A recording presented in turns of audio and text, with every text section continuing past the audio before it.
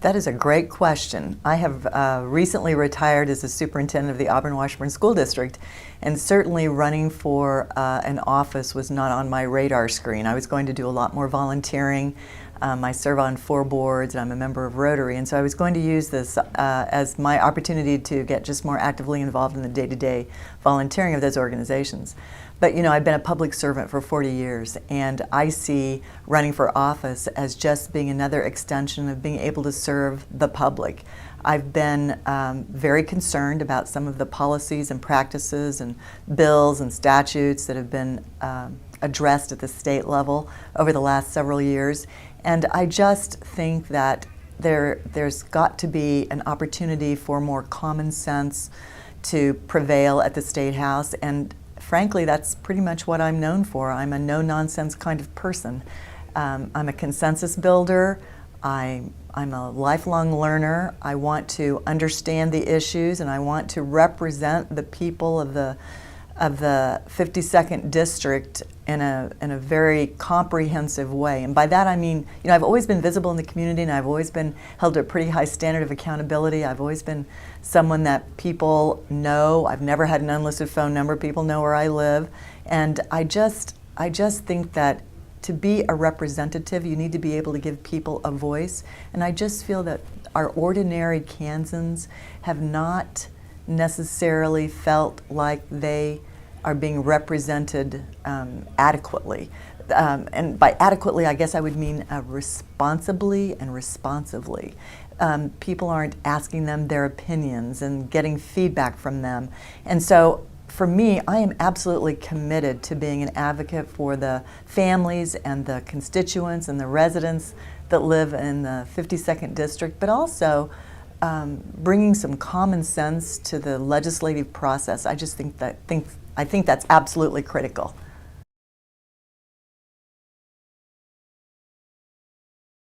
Well, isn't that a great question? I think, and as I'm going door to door and I'm listening to the folks who vote, they're telling me many similar things. They want the budget fixed, much like your question just indicated. And they want their schools to be funded. And they want a better life for themselves and their children. And they think that the tax policies, even though they may have been passed with the best of intentions, they're just not working. And so they're looking for solutions. Many folks have said to me, we know that our income taxes were reduced, but we didn't really feel the effect of that because for many of them, their medical expense deductions, they lost that, and they're fragile medically. They have family members who really rely on a lot of medical services. So they lost that medical expense deduction. Then they also lost half of their mortgage interest deduction. And then they have increased sales taxes on food and purchases. And so for them, they're thinking that, you know, how did that reduction in income taxes really help me? It didn't.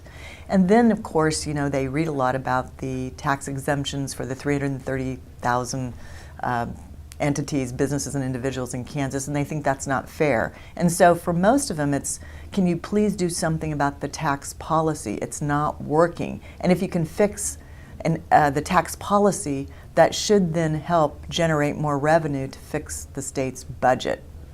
I will say, and this is a conversation I've had with many of them at their front doors and on their porches, there is no silver bullet by just repealing the LLC exemptions. I mean, it's certainly a part of it, and it's an important part, but I think the whole entire tax structure needs to be reviewed, analyzed, and some of those hard decisions need to be made that will impact our ordinary, hardworking Kansas voters.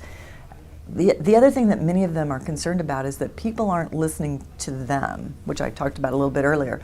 They're listening more to the private interest groups that have, you know, a special purpose, and they're looking at national agendas and not what's important, what the priorities are for our hardworking Kansans. And so they just don't feel like they're being heard. And taking another look at that tax policy, all components of the tax policy, I think would certainly help get us back on the right track. There are so many things that need to be dealt with. And, you know, my background is certainly shows that I'm certainly capable of managing a multi-million-dollar budget and making decisions about establishing priorities and trying to find efficiencies. I've done that, my entire educational career, throughout my entire educational career. And I think that's something that will connect well with the day-to-day responsibilities of being a legislator. And I think I can be ready on day one. I think I already understand some of the hard things that they're going to have to deal with immediately.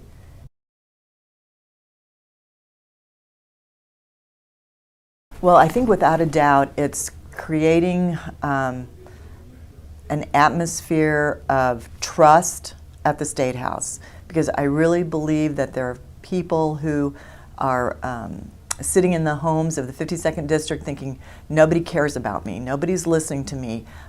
My life today is not any better than it was 4 or 5 years ago, or even 6 years ago. And I think we need to build trust. We need to truly represent the people that live in the district, and we need to take a look at what would make your life better.